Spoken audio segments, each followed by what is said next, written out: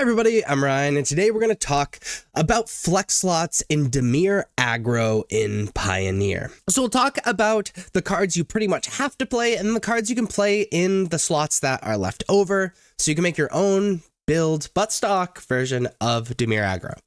So let's look at the non-flex slots. So these are the cards that you're pretty much bought into playing if you play Dimir Aggro in Pioneer. These 58 cards in the main deck and these 8 cards in the sideboard. So the question is, when you want to play this deck, what 2 cards are you playing in the main deck and what 7 cards are you playing in the sideboard? That's what this video is about. Let's look at them. So really you make a decision between 2 Spyglass Siren and 2 Thousand Face Shadow in the main deck. Spyglass Siren would round out the playset. It is a 1-mana 1/1 with flying. When it enters, create a map token. The map token is an artifact.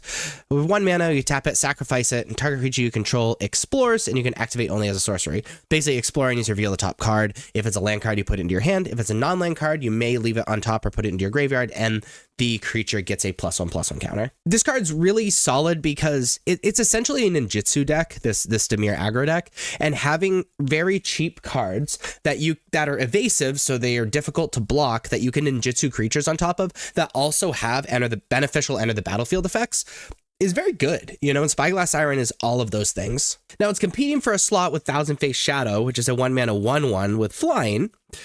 When Thousand Face Shadow enters from your hand, if it's attacking, create a token. That's a copy of another target attacking creature. The token enters tapped and attacking, and it's ninjutsu for 4. So it fulfills the role of being an evasive early creature. It doesn't have a beneficial enter the battlefield ability unless it's ninjutsuing, which then it costs 4.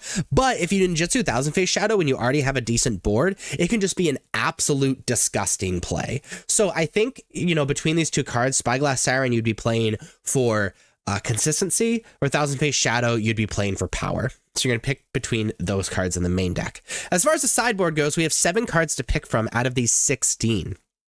You could play 2 Disdainful Stroke. It's a 2-mana instant, counter target spell with mana value 4 or greater. Very good against the big mana decks like Enigmatic or Bring to Light. You could be playing Negate. It's a 2-mana instant, counter target non-creature spell. Just good against decks that casts a lot of relevant non-creature spells. I don't know how to talk about that card. You could play Dokuchi Silencer, which I can't be saying that name correctly, is a 2-mana 2/1 with ninjutsu for 2 mana. Whenever Dokuchi Silencer deals combat damage to a player, you may discard a creature card. When you do, destroy a card, creature, or planeswalker that player controls. So just kind of a sneaky way to have removal and discarding cards that don't really matter. We're playing a lot of weak creatures in our deck that we don't want in the late game, and Dokuchi Silencer is kind of a cute way to deal with our opponent's creatures. Also, it's a must block, which is interesting. We could be playing 2 Biting Palm Ninja. It's a 3-mana 3/3 with ninjutsu for 3. When it enters with a menace counter on it, and when Biting Palm Ninja deals combat damage to a player, you may remove a menace counter from it. When you do, that player reveals their hand. You choose an online card from it, exile that card. This card is excellent against decks that we both want to be aggressive against, but also it's important that we have additional hand destruction against. We're playing a Path of Peril. It's a 3-mana sorcery with cleave that we're just never going to cleave it, but it says destroy all creatures with mana value 2 or less. Good against the aggressive decks. That's where we're at. We could be playing an Extinction Event. Extinction Event is a 4-mana sorcery. Choose odd or even. Exile each creature with a mana value of the chosen quantity. 0 is even. This is very good against the mono green deck, but also just like a decent board wipe against decks that we are pretty sure we're going to be falling behind in the creature department on board. We could be playing 2 I'm gonna butcher this. Mukatai Ambusher. Oh, I think I did a okay job. It's a 4-mana 3/2 with lifelink and ninjutsu for 2. So this is really good against the aggressive decks in the sense you can turn 1 Spyglass Siren, turn 2 attack ninjutsu. This card gain 3 and now you have a 3/2 lifelinker. That feels really good.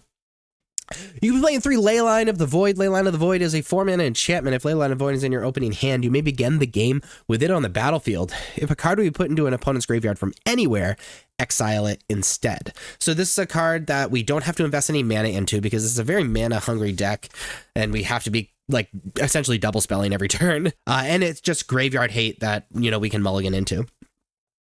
We could be playing an Oil Deep Gearhulk. Oil Deep Gearhulk is a 4-mana 4/4 with lifelink and ward. When the creature enters, look at target player's hand. You may choose a card from it. If you do, that player discards that card. then draws a card.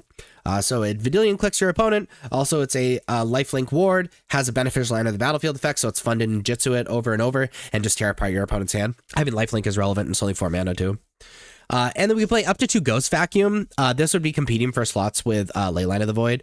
It's a 1 mana artifact. We can tap it to exile a card from a graveyard. And we pay 6 mana and tap it to sacrifice Ghost Vacuum. Put each creature card exiled the Ghost Vacuum onto the battlefield under your control with a flying counter on it. Each of them is a 1/1 spirit in addition to their other types. Activate only as a sorcery. So this is graveyard hate that, yes, you have to invest mana into, but then it's just kind of on a stick. You can target specific cards. Not very good at keeping the graveyard empty like Leyline of the Void is, but also you don't have to mulligan into it like Leyline of the Void. And another benefit of Ghost Vacuum is in the deep late game, you can just pop Ghost Vacuum and essentially win the game, getting a ton of 1/1s from creatures you've exiled both from your opponent's graveyard and yours. So you're going to be picking 7 of these 16 cards for your sideboard. Either Spyglass Siren or Thousand Face Shadow for your main deck. And then you have your very own but stock version of Dimir Aggro in Pioneer. If you like this video, please be sure to like and subscribe. Check me out on social medias. Links are above me and in the description. Thank you so much for watching. I'll see you next time. Bye-bye.